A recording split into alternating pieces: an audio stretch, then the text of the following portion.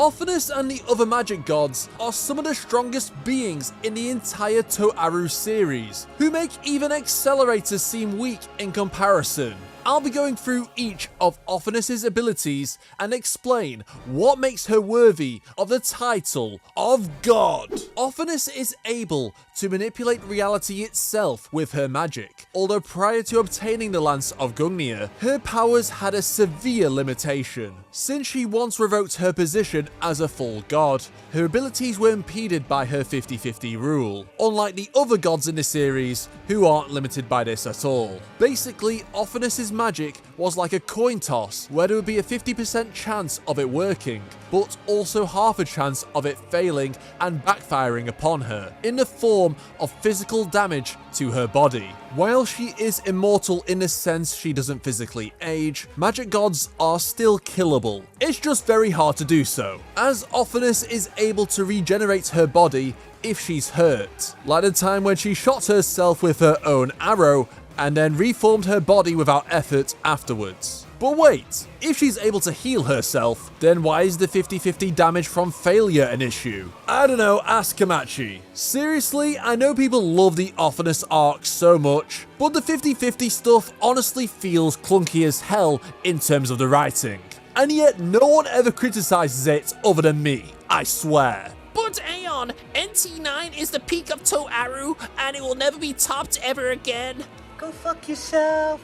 Sorry, I got carried away there, off topic, my bad. In this weakened state, Othinus was able to create hundreds, if not thousands, of explosions at once. She was able to revive the dead by turning her subordinate into a zombie known as an Einherjar, although they were not able to retain their personality. And she even used her power to crush Toma's invisible thing, which you probably remember from the World War III arc in Index Season 3. Additionally, when Olorus and Fiamma used the fairy spell to nerf Othinus, she basically hit Olorus with the Uno reverse card by using his own spell against him, turning him into just an ordinary magician. Oh yeah, she also has a magical bone boat which lets her travel by moving the entire world to make the vessel arrive at its destination, oddly similar to Thor's almighty technique. But what I really want to talk about is when she's no longer restricted by that dumb 50-50 rule, where she wields the power of a full magic god with the Lance of Gungnir. As yes, Othinus is basically gender-bent Odin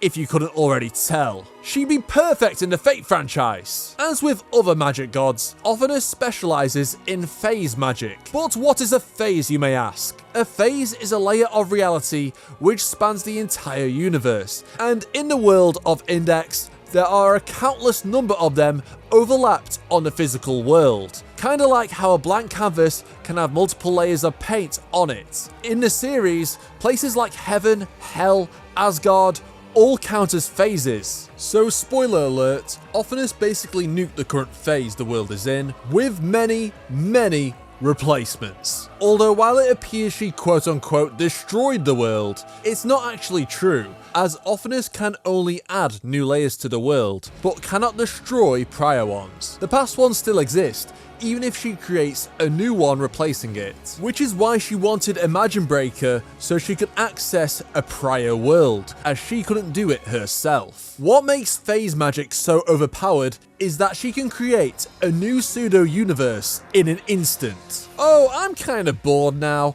How about I just end the entire world? And boom! Nothing.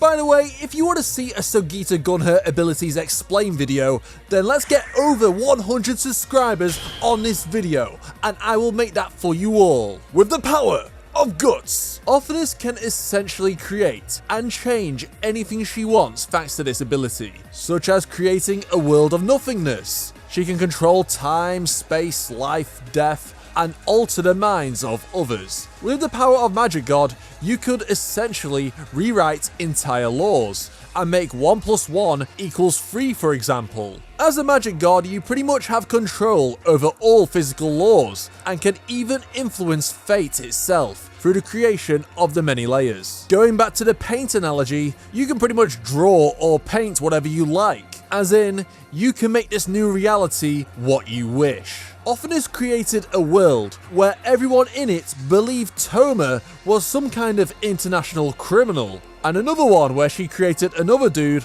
with Toma's identity who everyone thought was the real deal, and another one where she revived the dead and gave everyone a happy life except for Toma, who felt like shit. Oh yeah, and she also exposed Toma to billions of hells. And if you want to know the full story about that, you can check out this video in the description. All other magic gods share the same abilities, specifically in regards to phase magic, but they also have unique spells which aren't shared by their counterparts. Since Othinus is a Norse god, her non-phase powers involve Norse mythology, which of course includes Gungnir, the spear of Odin, which has some unique attributes. Number 1, the lance was made to be thrown. Oh really? Explain this!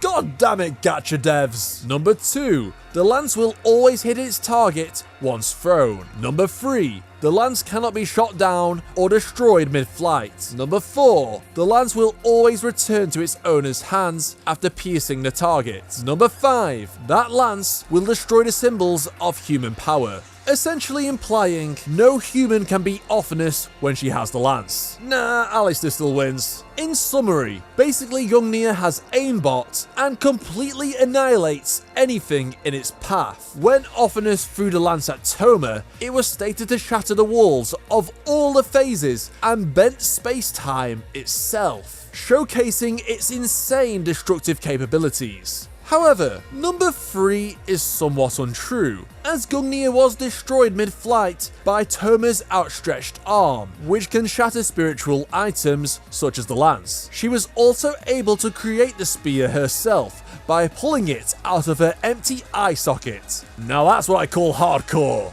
Aside from Gungnir, Othinus can also summon magical crossbows, which can fire arrows capable of destroying entire planets, which sounds ridiculous because it is. While Othinus was eventually nerfed and reduced to a 15cm fairy who gets overpowered by a domestic cat, Othinus actually retained one of her strongest abilities, that being her mind. In a similar way to Index, Othinus has a vast understanding of magic due to mastering it, and often offers useful advice for Toma in his fights against magicians. Essentially, she's a less annoying version of Puck from Berserk.